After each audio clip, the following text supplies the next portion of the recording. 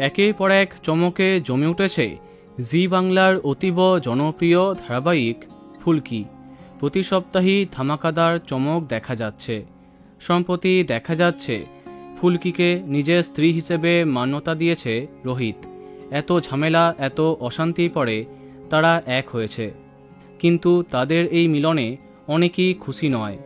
এদিকে দেখা যাচ্ছে বিয়ের পরে যখন তাদের মধ্যে কোনো রোম্যান্টিক স্টোরি দেখানো হবে, তখনই মোড় ঘুরে যাচ্ছে ধারাবাহিকের। আলাদা হচ্ছে রোহিত ফুলকি। যখন সব কিছু ঠিক হয়েই গেছিল, তখন প্রাকৃতিক দুর্যোগে সবটা পাল্টে যায়।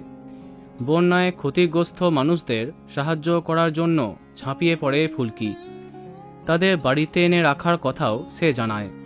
এরপর দেখা যাচ্ছে তাদের উদ্ধার করতে গিয়ে তলিয়ে যাবে ফুলকি।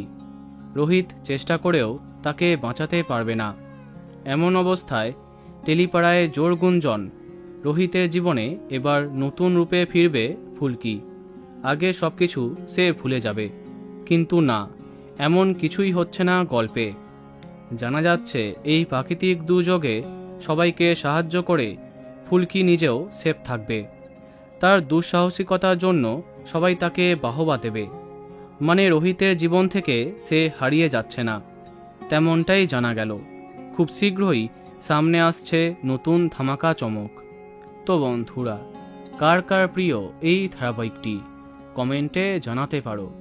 ভিডিওটি লাইক এবং শেয়ার করো।